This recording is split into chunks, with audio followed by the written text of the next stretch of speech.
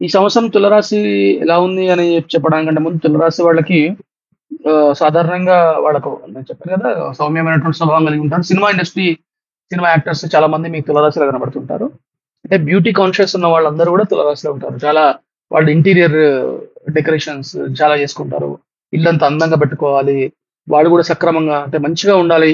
మంచిగా కనబడాలని చెప్పేసి వాళ్ళు ప్రయత్నం చేస్తుంటారు తులారాశి వాళ్ళు.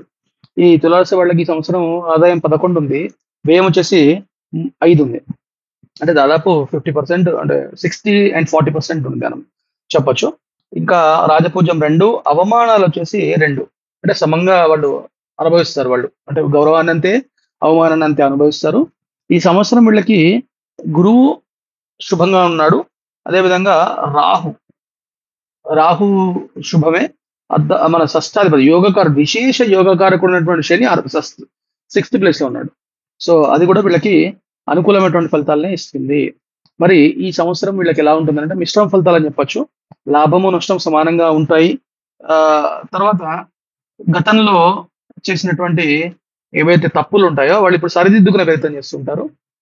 అంటే ఇప్పుడు ఉదాహరణకి పోయిన సంవత్సరము ఎవరినో ఒక మాట అన్నారనుకోండి, వాళ్ళకెళ్ళి సారీ చెప్తారు ఈసారి వీళ్ళు. తర్వాత ఎవరైతే బంధాన్ని విచ్ఛిన్నం చేసుకోవాలని ప్రయత్నం చేస్తున్నారు ఇదివరకి, ఇప్పుడెళ్ళి ఆ బంధాన్ని రీయూనియన్ చేయడానికి ప్రయత్నం చేస్తుంటారు.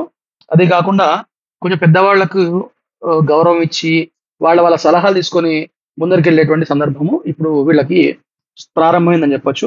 ఇంకా గర్భిణీ స్త్రీలు ఎవరైతే ఉంటారో వాళ్ళకి మంచి డెలివరీ అంటే కంఫర్టబుల్ డెలివరీ అవుతది. అంటే తక్కువ అయ్యే అవకాశం ఉంటుంది.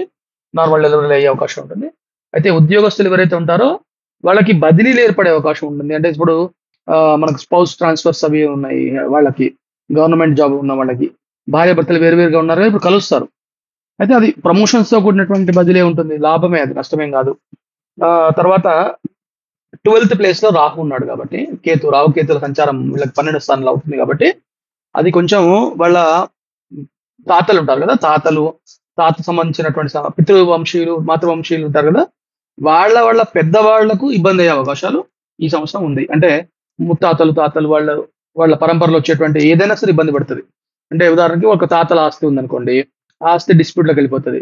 లేదు వాళ్ళ తాతయ్య ఉన్నాడనుకోండి. వాళ్ళ తాతలు కొంచెం ఇబ్బంది అంటే ఆరోగ్య సమస్యలొచ్చే అవకాశాలుంటాయి. అవన్నీ గూడా మరి మీరు చూడొచ్చు. అది కాకుండా విశేషమైనటువంటి ఫలితాలు వీళ్ళకి ఉన్నాయని చెప్పి నేను మభ్యపెట్టను. మామూలు ఫలితాలే ఉన్నాయి. వాళ్ళు మిశ్రమ ఫలితాలే తీసుకుంటారు. అది కాకుండా రిటైల్ వ్యాపారస్తులు ఎవరైతే ఉంటారో అంటే ఇప్పుడు కిరాణా షాప్స్ మామూలుగా ఉన్నవాళ్ళు వాళ్ళకి లాభాలున్నాయి. అంటే మీరేం జేయాలి ఒకవేళ చేయాలనుకుంటే పోగుగా తీసుకొని దాన్ని డిస్ట్రిబ్యూట్ చేసి అమ్ముకోండి. దాది లాభం. తర్వాత ఆన్‌లైన్ మార్కెటింగ్ వాళ్ళకి లాభం ఉంది ఈ సంవత్సరము. ఈ కామర్స్ వాళ్ళకి లాభం ఉంది. విద్యార్థులకు కొద్ది జ్ఞాపకశక్తి తగ్గినప్పుడు కూడా వాళ్ళు గెట్ ఆన్ అవుతారు, గెలుస్తారు. అది కాకుండా ముఖ్యంగా పాలిటెక్నిక్ పరీక్షలు రాసేవాళ్ళు ఉన్నారు గదా! అంటే ఐటీ రంగంలో వెళ్ళాలి అని పాలిటెక్నిక్ ఎగ్జామ్స్ రాస్తారు. పాలిసెట్ అట్లాంటివి. వాటిలలో లాభం ఉంది.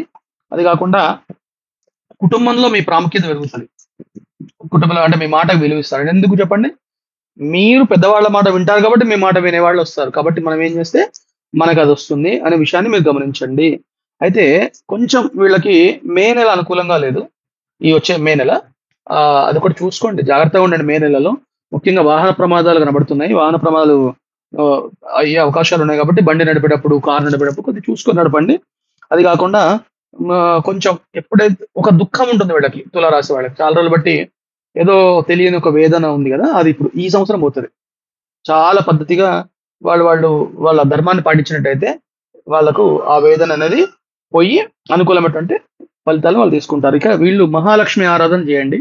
ఈ సంవత్సరము వెండి ధరించండి. వెండి పాత్రలో ఆహ్, నీళ్లు గాని, పాలు గాని వాళ్ళు ఏదైతే అది వెండి పాత్ర వాడండి బాగా. అదే విధంగా ప్రతి శుక్రవారం నాడు పాయసం నివేదన అమ్మవారికి మహాలక్ష్మి అమ్మవారికి నివేదన చేసి భార్యాభర్తలు ఎవరైతే గొడవల్లో ఉన్నారో వాళ్ళు తినండి. తప్పకుండా వాళ్ళు ఈ సంవత్సరము అనుకూలమైనటువంటి ఫలితాలు తీసుకుంటారు. దానికి సందేహం లేదు. తర్వాత మనము వృశ్చిక రాశి గురించి మాట్లాడుకుందాం.